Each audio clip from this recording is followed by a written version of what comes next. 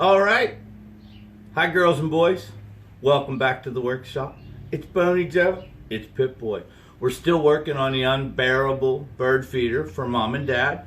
Me and PipBoy here have been busy. Had to do a lot of thinking because the post for this needs to swivel so that Mom can go out on the deck, unhook a pin, and give this a big turn around so she can put more bird seed in and turn it back.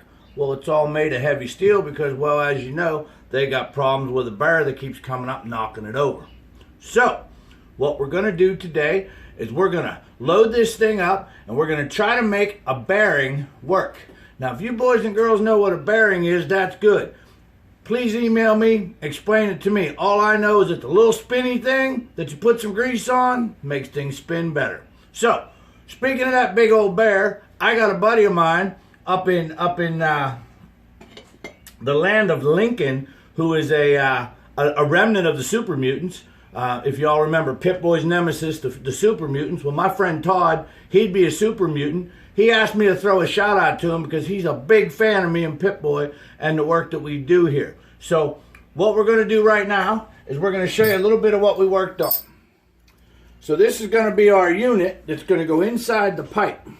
Okay, what we have here is a crankshaft out of a Harley Davidson. Now, my Harley probably isn't going to run real good without the crankshaft, but Mom and Dad are more important than my Harley, so we had to get us a shaft that works. This top piece is what the shaft is going to go into up inside the top portion of our pipe. This actually is sleeved with an insert that's the exact dimensions of our shaft. Okay, so this piece needs to come off, and down here in the bottom, this is called a bearing race. This piece is going to weld down into the base of the top pipe. And this right here is the bearing we told you about. As you can see, the bearing, it's got little spinning things in there. It's like them fidget things that all these weird kids are all spinning around on their fingers today. Now, I hope you boys and girls have something better to do than spin fidget spinners.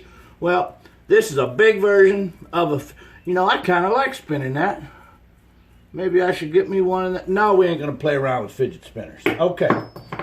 So we got a couple of spacers here on the base of our shaft.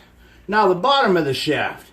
This looks like a big heavy mess. Well, what I did was I took 3 different sizes of iron pipe and made a solid block of steel for this to ride into. Now, this here solid block of steel is going to drop down inside of here. Now, to make sure we get the right direction on here, we're going to put our top piece back on temporarily with all of our fittings and bushings. So here goes the number 1, number 2, and number 3. Now, we're not going to do the bearing just yet because we're not ready for that, but we want to make sure that we have this going the right direction. So we're going to spin this right down on there until it stops, and yep, Boney Joe was a quarter turn out of square. Now, here's our piece in place. This is how it's going to go. It's going to go right down in like this here. Now, the first thing we're going to have to do, because we got a little wiggle and a little play in this, is we're going to check this shaft to see if it's plumb or square. Now, plumb is the up and down, side to side.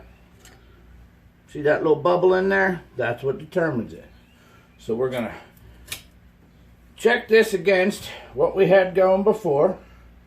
And we're going to see that we are pretty close to plumb on that. So what Boney Joe's going to do now, we're going to grab our welder, turn on the gas, grab our little helmet, and I'm going to put a little bitty tack weld on here to hold this in place. So we're going to take that right down to where it just hits. We're going to grab our welding tip.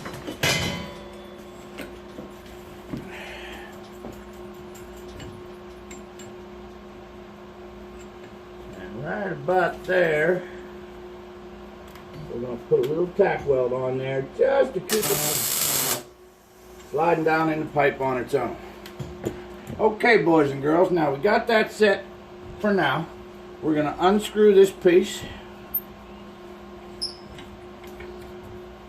Now you kids might have noticed that I have holes drilled in my big pipe. Now, what Boney Joe's going to do with them is we're going to fill them up with weld so that when this is all put back together, these will be solid steel. This whole block will never, ever move again.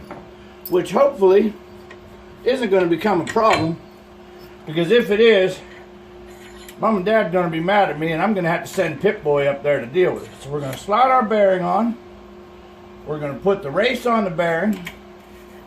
We're going to put that just like that there. See how nice that spins? That is what we're after when we put our top piece down. Now we're going to screw this down on here,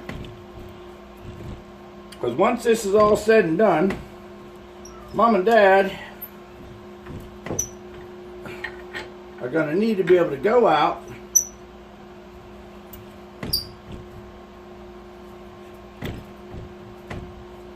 and spin this feeder. So we got it all set up. Now we're going to take our top piece. You guys remember that top piece with all those big sharp tips on her? Boney Joe's going to try to lift this into place and hopefully has enough room on the ceiling to get it down where it goes. Yep. So we're going to slide this right down like this here. We have everything all set up, and there we go. Now, look at that there. Now, just like we had said before, we got our holes drilled in the sides to figure out where we're going to weld to. Now, we got a little bit extra space here now. So what Boney Joe's going to have to do is he's going to have to raise this up just a little bit. So let's find us a couple little pieces of flat scrap steel over here. There's a good piece. There's another.